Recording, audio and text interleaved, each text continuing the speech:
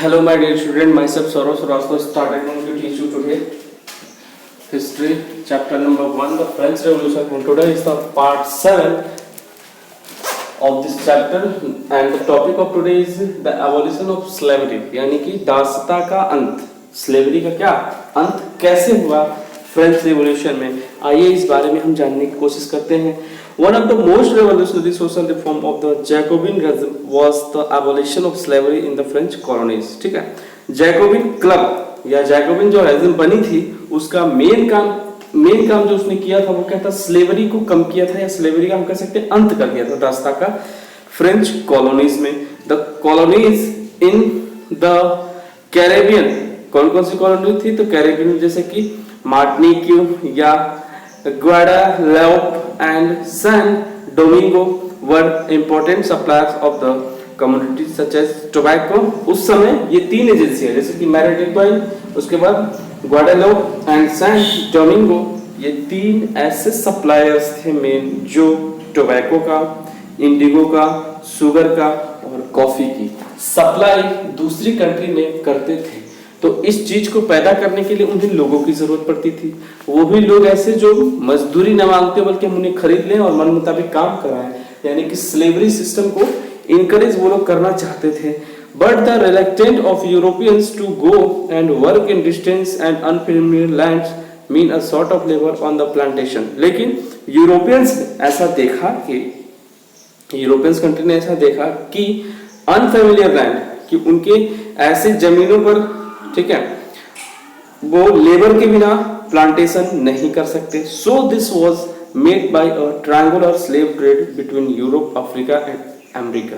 ठीक है, इसलिए ट्रायंगुलर स्लेवरी ट्रेड तीन कंट्री, फ्रांस, ओके,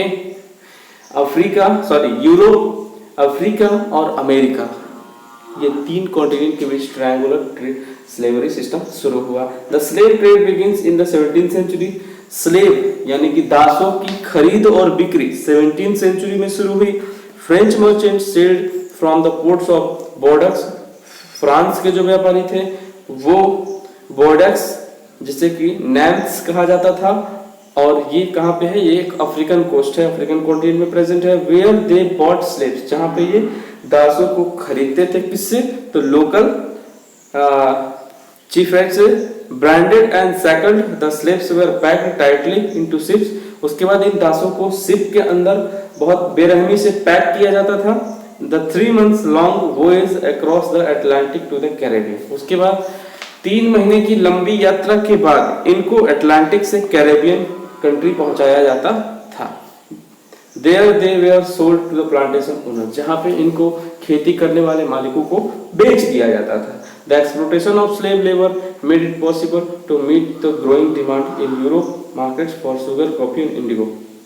यह है कि जब ये स्लेव आसानी से मिलने लगे तब इनकी डिमांड धीरे धीरे बढ़ने लगी। कहाँ पे, यूरोप मार्केट में। किस लिए, तो शुगर के प्रोडक्शन के लिए, कॉफी के प्रोडक्शन के लिए, इंडिगो के प्रोडक्शन के लिए इनकी डिमांड बढ़ने लगी। पोर्ट सिटीज, ऐसे सिटीज जिसके पास अपना पोर्ट था, यानी कि समुद्री किनारा बंदरगाह था, जैसे कि बोर्डक्स और नैनेंस, ओन्ड देयर इकोनॉमिक प्रॉस्पेरिटी, इनकी सारी इकोनॉमी किस पे चलती थी, तो स्लेव यानी कि लोगों को खरीदने और बेचने पे चलती थी। Throughout the 18th century में there was a little criticism of slavery in France। 18th century में धीरे धीरे फ्रांस में स्लेवरी क्या हुआ, कम होने लगा। The National Assembly had long debates about whether the rights of a man should be extended to all French subjects including those in the colonies। यह है कि फ्रांस की नेशनल असेंबली ने स्लेवरी को लेकर के लंबी डिबेट चली और इसको ह्यूमन राइट्स मतलब कि मानव अधिकार के खिलाफ माना गया और इसे खत्म करने की बात भी की गई। But it did not pass any, लेकिन इस असेंबली ने कोई भी नियम कानून पास नहीं किया। फेयरिंग ओपोजिशन, क्योंकि ये विपक्षी पार्टियों से क्या करता था, डरता था। जैसे कि विपक्षी पार्टी में कौन थे, बिजनेसमैन थे, जिनकी इनकम बहुत ज्यादा किससे आती थी, स्लेव से आती थी, मतलब लोगों को खरीदने बेचने से आती थी। It was finally the convention, ठीक है, अंत में 1794 में एक लॉ बनता है, free all slaves in the French overseas possession, मतलब फ्रांस से बाहर किसी भी स्लेव को या दास को नहीं ले जा सकता या किसी भी लोगों को बेचा नहीं जा सकता। 1794 डेट याद रखिएगा।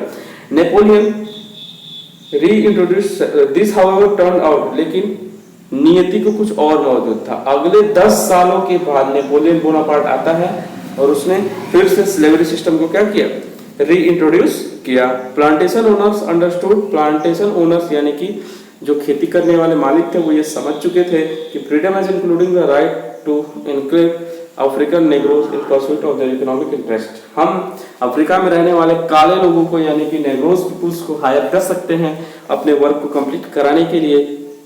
Okay, slavery was finally abolished in French colonies इन 1848 और अंत में 1848 में यानी कि एबोलिशन ऑफ स्लेवरी फ्रांस में कब हुआ फाइनली, 1848 में स्लेवरी सिस्टम फ्रांस से पूरी तरह क्या हो गया, खत्म हो गया। ओके, आइए इस चैप्टर के लास्ट टॉपिक को हम लोग डिस्कस करते हैं। ओके, और लास्ट टॉपिक हमारा लग रहा है हमको है the revolution and everyday life, the revolution and everyday life. Okay, ये लास्ट टॉपिक है। ओके, चैप्टर का ये 6th पार्ट है। तो आइए आज इसको हम डिस्कस करते हैं। तो दिया है कि can politics change the clothes people wear, क्या पॉलिटिक्स ने लोगों के कपड़े चेंज किए या लोगों के रहने सहने का तरीका चेंज हुआ, लोगों के भाषाएं बदली या लोगों ने बुक्स पढ़ना शुरू किया। द ईयर ऑफ फॉलोइंग 1789 के बाद फ्रांस में ऐसा बहुत कुछ मेन वुमेन और चिल्ड्रन के साथ चेंज होता देखा गया। The revolutionary governments took it upon themselves to pass laws that would translate the ideas of liberty। ठीक है, जब फ्रांस में क्रांति का समय चल रहा था तो उस समय कई सारी ऐसी अथॉरिटी थी जो स्वतंत्रता के लिए, समानता के लिए, लिबर्टी इक्वालिटी के लिए रोज फ्रांस की लोकल लैंग्वेज में चीजों को प्रिंट करती थी और जोर जोर से क्लबों में, चाय की दुकानों में उसे पढ़कर सुनाया जाता था ताकि लोग फ्रांस की इंडिपेंडेंस के लिए जागरूक हो सके। यह है कि वन इंपॉर्टेंट लॉ, इनमें से एक महत्वपूर्ण नियम था दैट की came into effect soon after the storming of the Bastille. Bastille का किला जो गर्मी में 1789 में गिरा दिया गया था, ठीक है, और उसकी सेंसरशिप खत्म कर दी गई थी। In the old regime all written material and cultural activities, books, newspaper, plays could be published or performed only after they had been approved by the censor of king। ठीक है, दिया है कि 1799 में एक सेंसर बोर्ड बनाया गया और इस सेंसर बोर्ड के परमिशन के बाद ही कोई भी बुक्स, मूवीज, न्यूज़पेपर, प्लेस तभी पब्लिश किया जाता था जब ये सेंसरशिप परमिशन दे देती थी। और ये सेंसरशिप किसके अंडर में थी, राजा के अंडर में थी। Now the declaration of the rights of man and citizen proclaimed freedom of speech and expression to be natural right. उसके बाद इसके डिक्लेरेशन के बाद राइट्स ऑफ मैन यानी कि मेल फीमेल के जो अधिकार थे, फ्रांस की सोसाइटी के लोगों के जो अधिकार थे, जैसे कि फ्रीडम ऑफ स्पीच, बोलने का अधिकार, या expression to be natural right, इसको प्राकृतिक अधिकार बना दिया गया। Newspaper, pamphlets, books and printed pictures flooded the towns of France from where they traveled rapidly into the countryside। दिया कि न्यूज़पेपर, पैम्पलेट, बुक हो गए या प्रिंटेड पिक्चर्स हो गए, इसको पूरे फ्रांस में, यहाँ तक कि कंट्री साइड, देहाती क्षेत्रों में भी फ्लड की तरह यानी कि बाढ़ की तरह फैलाया जाने लगा और लोग धीरे धीरे क्या होने लगे, जागरूक होने लगे। They all describe and discussed their events and change talking place in France. ठीक है, इसमें वो सारी चीजें होती थी कि कहाँ पे मीटिंग्स होने वाली हैं, कहाँ पे हम लोग अपनी बातों को रखेंगे, सारी चीजें इसके थ्रू लोगों तक पहुंचने लगी। Each side sought the convince the other of its position through the medium of print। और इससे प्रिंट मीडिया का आगाज हुआ फ्रांस के अंदर कि प्रिंट मीडिया ने एक क्रांति सिला दी। Plays, songs and festival procession attracts large numbers. Plays, songs और त्योहार जो थे लोगों को बहुत बड़े नंबर्स में क्या करते, अट्रैक्ट करते थे। This was one way that could grasp and identify with ideas such as liberty। और इसकी वजह से लोग क्या चाहते थे, लिबर्टी, स्वतंत्र होना चाहते थे और चाहते थे कि जस्टिस उनको मिले, न्याय मिले। पॉलिटिकल फिलोसोफर्स जो थे उन्होंने ये लिखा कि length in text which only a handful of educated people could read. जो भी हम लोग लिखते थे उसे सिर्फ पढ़ लिखने, मतलब जो लोग पढ़ पाते थे वही, उन्हीं तक ये मैसेज पहुंच पाता था। जो लोग पढ़ लिखे नहीं थे उन तक ये मैसेज नहीं पहुंच पाता था। ओके, अब देखिए तो लास्ट में हम फ्रेंच रेवोल्यूशन के कंक्लूजन के बारे में डिस्कस करेंगे। आखिर इतनी लड़ाइयों के बाद और इतना सब कुछ डिस्कस करने के बाद कंक्लूजन क्या निकला फ्रेंच रिवॉल्यूशन का, तो आइए इसको जानने की कोशिश करते हैं। तो इन 1848 डेट याद रखिएगा, सॉरी 1804 1804 में Napoleon Bonaparte crown himself Europe emperor of the France. 1804 में नेपोलियन बोनापार्ट खुद को फ्रांस का सम्राट घोषित करता है। He set out the conquer neighbouring European country, वो अपने पड़ोसी देशों को भी क्या करता है, अपने देश में मिलाने की कोशिश करता है। डिस्पोजिंग डायनेस्टिक, वो डायनेस्टी का मतलब राजतंत्र को खत्म करना चाहता था, ओके। एंड क्रिएटिंग किंगडम, और किंगडम्स को बनाना चाहता था। Where he placed member of his family, जहां पे अपने सारी फैमिली के मेंबर को क्या कोई महत्वपूर्ण पद दे सके। Napoleon saw his role as a moderniser of Europe. Napoleon अपने आप को ऐसा देखता था कि वही यूरोप को मॉडर्न बना रहा है, और ऐसा शायद था भी। कैसे, तो देखिए ही इंट्रोड्यूस्ड मेनी लॉज, उसने कई सारे नियम बनाए, जैसे कि प्राइवेट प्रॉपर्टी को कैसे प्रोटेक्ट किया जाए पेपर के द्वारा। पेपर के द्वारा का मतलब जैसे प्राइवेट प्रॉपर्टी हम खरीदते हैं तो हमारे पास पेपर होता है ना, तो उसकी शुरुआत फ्रांस में हुई।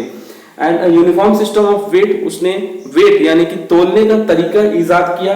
And measures provided of decimal system, और साथ में डेसिमल सिस्टम। तो इन तीन चीज को आप याद रखेंगे क्या, protecting private property, measures of weights and measures of decimal system. ये तीनों किसमें हुआ, 1804 जब नेपोलियन बोनापार्ट वहां का राजा था, तब ये सारी चीजें इंप्लीमेंट की गई। Initially many saw Napoleon as a liberator, कई लोगों ने नेपोलियन को एक लिबरेटर यानी कि स्वतंत्र शासक के रूप में देखा, जिसने लोगों के स्वतंत्रता की बात की बस। लेकिन जल्द ही Napoleonic armies came to be viewed everywhere as an invading force. लेकिन हर जगह समय के साथ नेपोलियन बोनापार्ट की ही आर्मी दिखाई देने लगी, जिसकी वजह से अंत में 1815 में वाटरलू की लड़ाई में नेपोलियन बोनापार्ट हार जाता है, और फ्रांस में नेपोलियन बोनापार्ट के शासन का अंत होता है। यानी कि इन 11 सालों में नेपोलियन बोनापार्ट ने बहुत कुछ क्या कर लिया था, अचीव कर लिया था।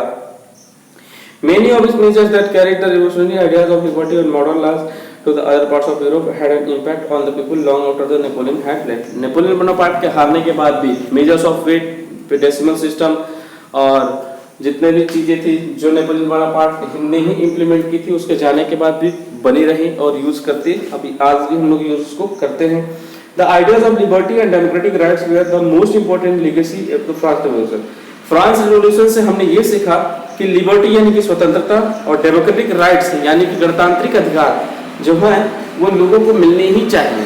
फ्रांस से हमने ये सीखा, okay. These spread from France to the rest of Europe, और ये फ्रांस से यूरोप के दूसरे देशों में धीरे धीरे पहुंचने लगा। कब, 19th सेंचुरी में। Where feudal system were abolished, जहां पे फ्यूडल सिस्टम को हटाया गया और डेमोक्रेसी लाई गई। Colonies people revolt the idea of freedom, colony के जो पीपुल थे, कॉलोनी का मतलब होता है जब कोई देश आपके ऊपर अधिकार कर लेता है तो आप कॉलोनी में कन्वर्ट हो जाते हैं, ओके। तो वहां से फ्रीडम जन्म लिया यानी कि स्वतंत्रता जन्म लिया। बॉन्डेज इनटू देयर मूवमेंट, उन्होंने आंदोलन किया। एंड सोवरेन स्टेट नेशन, और संप्रभु राष्ट्र को बनाने की घोषणा की। Tipu Sultan and Ram Mohan Roy are two examples of individuals. Tipu Sultan हमारे देश में और राजा राम मोहन राय ऐसे दो एग्जांपल्स हैं जिन्होंने क्या किया, respond to the idea coming from the original France, जिन्होंने फ्रांस के आइडिया को एब्जॉर्ब किया और अपने देश में भी लिबर्टी और इक्वालिटी की बात की।